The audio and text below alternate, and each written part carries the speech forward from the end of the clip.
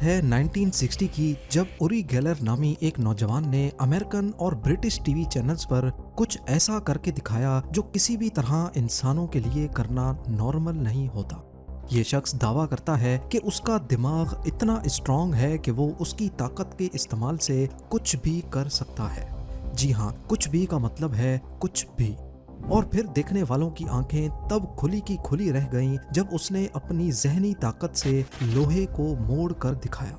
चमचे उसके हाथों में नरम पड़ जाते, चाबियां सिर्फ उसकी उंगली के हल्का सा छूने की वजह से टेढ़ी हो जाती और कंपास सिर्फ उसके कहने पर हिलने पर मजबूर हो जाते। सबसे ज्यादा हैरत अंगेज उसकी ये सलाहियत थी कि वो ऐसी तस्वीरें बना सकता था जो उसने कभी देखी भी ना हो।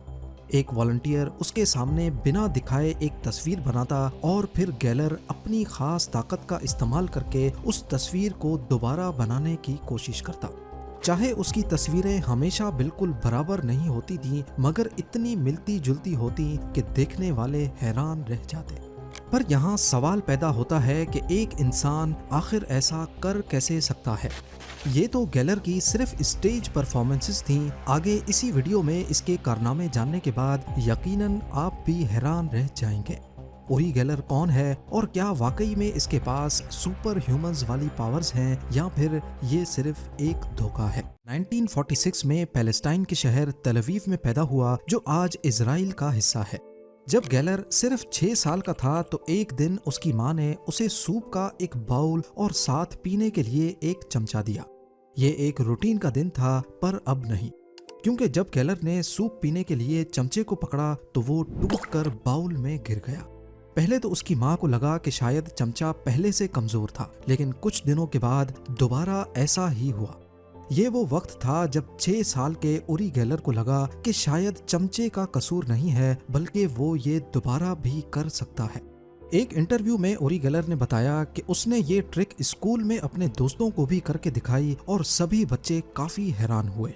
बाद में उसे मालूम पड़ा कि उसके अंदर दूसरों का दिमाग पढ़ने की काबिलियत भी मौजूद है। 18 साल की एज में उसने इजरायली आर्मी ज्वाइन की और 1967 में वो 6 डे वॉर के दौरान जख्मी हो गया। आर्मी से निकलने के बाद उसने इजराइल में छोटी छोटी पार्टीज और नाइट क्लब्स में परफॉर्म करना शुरू किया और अपनी खास ताकत को दिखाकर अपना गुजर बसर करने लगा। पहले तो कई लोगों को लगा कि शायद ये शख्स एक बहुत अच्छा स्ट्रीट मैजिशियन है जो अपने हाथों की सफाई से लोगों को कुछ करतब करके दिखाता है, पर लोग उसकी ट्रिक्स को क्रैक करने में पूरी तरह नाकाम रहते।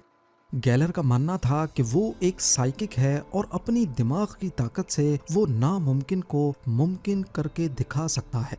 बाद में वो अमेरिका चला गया और यहीं पर इसे बहुत ज्यादा मीडिया अटेंशन मिलने लगी। ज्यादातर अमेरिकन्स उरी गेलर को तब जानने लगे जब 1960s के आखिर में और 1970s की शुरुआत में उसने मशहूर टीवी शोज और मैगजीन्स में दिखाई देना शुरू किया। टीवी शोज में उसने कैमरा के सामने चमचे अपनी उंगलियों से नरम करके दिखाए। अक्सर देखने वाले तब हैरत ज़दा रह जाते जब चमचों का सर अलग होकर जमीन पर गिर जाता। अक्सर टीवी शो के दौरान उसने अपनी ऑडियंस को कहा कि अगर आपकी रिस्ट वॉच नहीं चल रही तो उसे उतार कर अपनी मुट्ठी में बंद करें और मैं अपनी जहनी ताकत से आपकी घड़ियों को चला कर दिखाऊंगा। ज्यादातर लोगों ने दावा किया कि वाकई उनकी घड़ी वापस से चलने लगी और ये देखने वालों के लिए वाकई काफी हैरानी की बात थी। 1972 तक उरी गेलर के गिर्द मीडिया का जुनून इतना बढ़ गया कि साइंटिफिक कम्युनिटी भी इस पर ध्यान देने लगी। स्टैनफोर्ड रिसर्च इंस्टीट्यूट के साइंटिस्ट ने सोचा कि अगर ये शख्स वाकई सुपर ह्यूमन है तो क्यों ना लेबोरेटरी में उस पर रिसर्च की जाए और ये देखा जाए कि कहीं ये कोई ट्रिक या धोखे का सहारा तो नहीं ले रहा। जब उन्होंने उरी गेलर से इस रिसर्च में हिस्सा लेने को कहा तो वो खुशी खुशी मान गया। अगले 5 हफ्तों तक हैरोल्ड पुटॉफ और रुसेल टर्ग नामी 2 रिसर्चर्स ने उरी गेलर को अपनी इन्वेस्टिगेशन का हिस्सा बनाया। लेबोरेटरी में उस पर कई अजीबो गरीब एक्सपेरिमेंट्स किए गए। स्टैनफोर्ड रिसर्च इंस्टीट्यूट का पहला टेस्ट एक खास एक्सपेरिमेंट था जो ड्राइंग्स पर मबनी था। पहले से बनाई गई कुछ तस्वीरें बंद लिफाफों में उसके सामने रखी गईं। उरी को कहा गया कि वो सिर्फ एनवलप को देखकर उसके अंदर मौजूद तस्वीरें अलग पेपर पर ड्रॉ करके दिखाए। यहाँ आपको बताते चलें कि इस एक्सपेरिमेंट में कुछ तस्वीरें पहले से रिसर्चर्स ने देख रखी थीं और कुछ तस्वीरों के बारे में रिसर्चर्स को भी इल्म नहीं था। सिर्फ बाहर से लिफाफों में बंद करके लेबोरेटरी में लाई गई थी। शुरुआत में उरी गेलर ने अपनी सलाहियत पर थोड़ी बेचैनी का इजहार किया। 10 में से 2 लिफाफों के बारे में उसने साफ साफ मना कर दिया कि मैं इनके बारे में जान नहीं सकता। लेकिन बाकी 8 लिफाफों को सिर्फ बाहर से देखकर उसने अलग पेपर पर जो ड्राइंग्स बनाई वो हैरत अंगेज तौर पर काफी ज्यादा एक्यूरेट थी। चाहे उसकी ड्राइंग्स बिल्कुल सिंपल अंदाज में बनी थी, लेकिन वो असली तस्वीर से बहुत मिलती जुलती थी। कुछ तस्वीरों का उसने उल्टा वर्जन बना दिया, मगर पहचानना मुश्किल नहीं था। रिसर्चर्स के लिए ये बिल्कुल नाकाबिले यकीन मोमेंट था।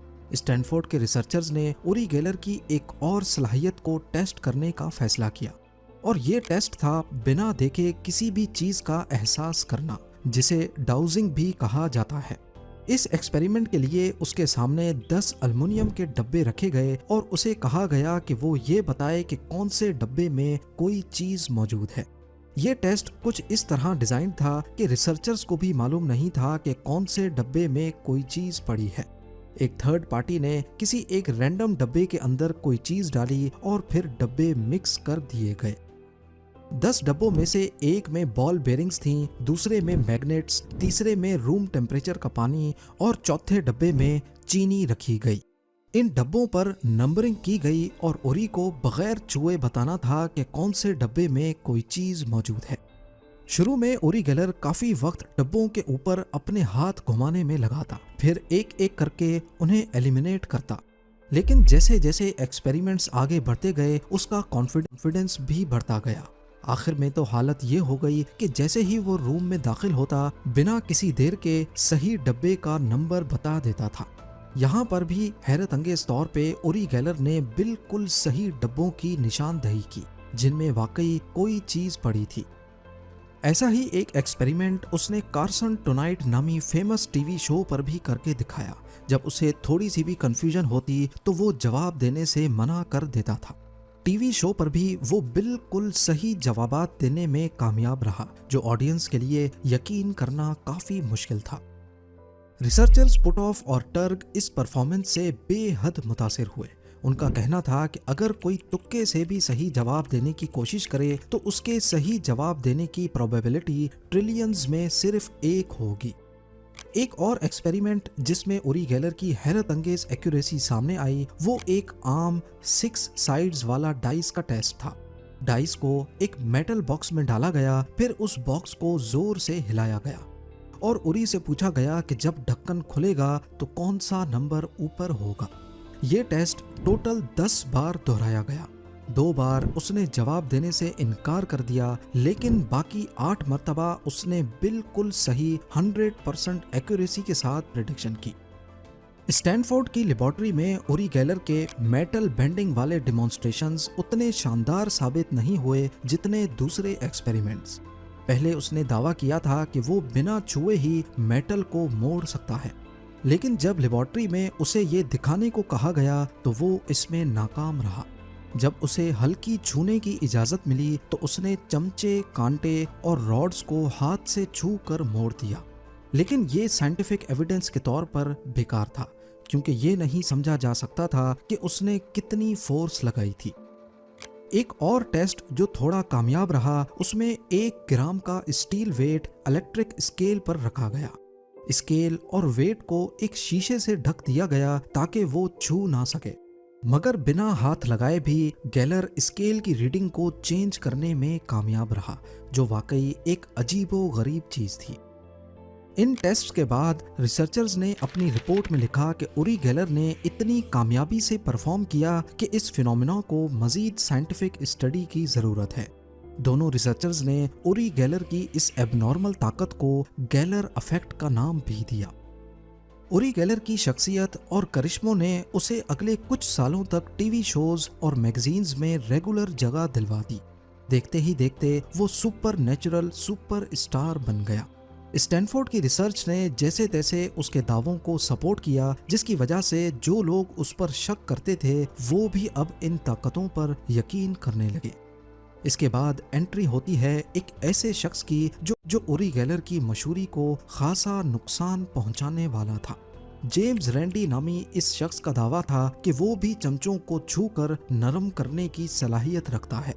जेम्स असल में एक स्टेज मैजिशियन था और उसका कहना था कि चमचों और चाबियों को हाथ की सफाई के जरिए आसानी से मोड़ा जा सकता है। हर ट्रिक के बाद जेम्स ने अपनी ऑडियंस को स्टेप बाय स्टेप उसका तरीका भी समझाया। साथ साथ वो ये भी कहता था कि मैं उरी गेलर को बदनाम करने नहीं आया, मैं सिर्फ ये साबित करना चाहता हूँ कि ये कोई पैरानॉर्मल ताकत नहीं बल्कि सिर्फ हाथ की सफाई का कमाल है। पर असल में उसका मकसद उरी गेलर को बदनाम करना ही था। जेम्स की बातों की वजह से उरी गेलर की शोहरत पर काफी ज्यादा फर्क पड़ा और उसके चाहने वालों के दिल में एक शक पैदा हो गया।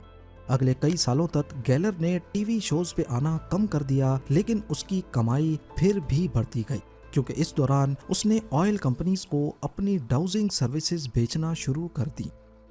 ऑयल कंपनीज को जमीन के नीचे जहां भी ऑयल तलाश करना होता वो उरी गेलर की सर्विस लेते थे और गेलर बड़ी आसानी से पॉइंट आउट कर देता था कि कहां पे ड्रिलिंग करना फायदेमंद होगा।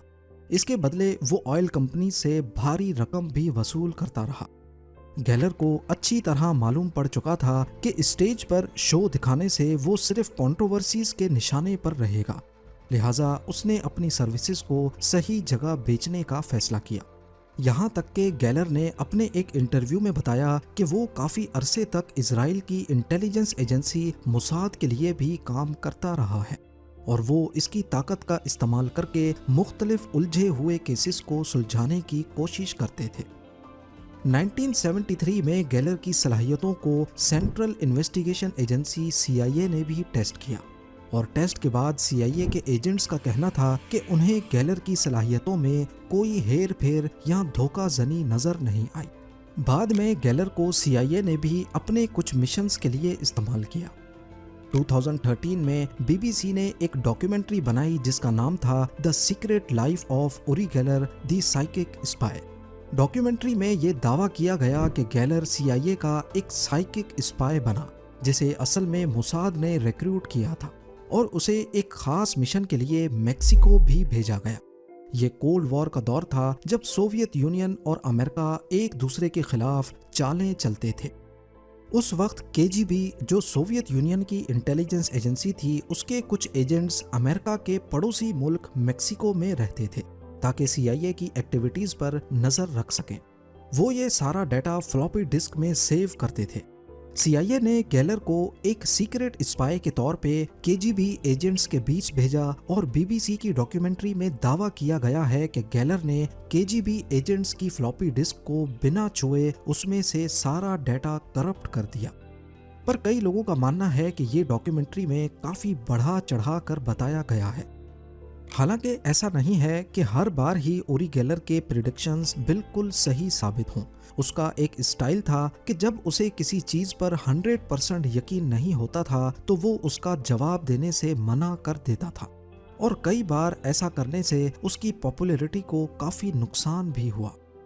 1988 में एक ब्रिटिश बिजनेसमैन ने उसे 2.5 लाख पाउंड्स देने का वादा किया अगर वो उसकी कंट्रोल्ड लेबोरेटरी में चमचा मोड़ कर दिखाए, लेकिन गेलर ने कभी भी इस चैलेंज का जवाब नहीं दिया, जिस पर कुछ लोगों ने कहा कि गेलर जरूर कुछ छुपा रहा है, तभी उसने ये चैलेंज कबूल नहीं किया। पर आज तक गेलर ये दावा करता है कि उसकी सलाहियत असल में सुपर नेचुरल ही है, मगर वो ये भी मानता है कि उसके कुछ करिश्मे सिर्फ स्टेज मैजिक या नेचुरल साइंस के जरिए भी किए जा सकते हैं। मिसाल के तौर पर बंद घड़ी जब हाथ में कुछ मिनटों तक पकड़ी जाए तो सिर्फ बॉडी हीट और हाथों की हरकत से कुछ देर के लिए चल सकती है, लेकिन वो इसे साइकिक ताकत नहीं मानता। पर उसकी माइंड रीडिंग वाली ताकत बंद लिफाफे में तस्वीर को पढ़ लेना या फिर बॉक्स में डाइस की सही पोजीशन को बताना आज तक एक मिस्ट्री बना हुआ है। उरी गेलर अब 78 इयर्स का हो चुका है। उसकी पॉपुलैरिटी काफी कम हो चुकी है, शायद एज के साथ साथ उसकी पावर्स भी कम हो रही हैं। मगर आज भी अगर वो अच्छे मूड में हो तो चमचे कांटे मोड़ने या कंपस को हिलाने का छोटा मोटा मुजाहिरा कर लेता है। मगर अब वो बड़े क्राउड्स के लिए परफॉर्म करने से कतराता है। हाल ही में कुछ वीडियोस सामने आई हैं जिसमें ऐसा लगता है कि उरी गेलर स्टेज मैजिशियंस के तरीके यूज कर रहा है, जैसा कि जाली अंगूठे का इस्तेमाल। लेकिन अब तक उसके खिलाफ कोई ठोस सबूत नहीं मिल सका जो उसके करिश्मों को मुकम्मल फ्रॉड साबित कर सके। उसके पास एक 1976 मॉडल की कैडिलैक है जिसे गैलर इफेक्ट कहा जाता है। गाड़ी की बॉडी पर लातादाद टेढ़े मेढ़े चमचे और कांटे चिपके हुए हैं। इनकी खास बात यह है कि हर चमचा या कांटा दुनिया के किसी न किसी मशहूर इंसान ने कभी इस्तेमाल किया था। आपका उरी गेलर की इस अजीबो गरीब सलाहियत के बारे में क्या ख्याल?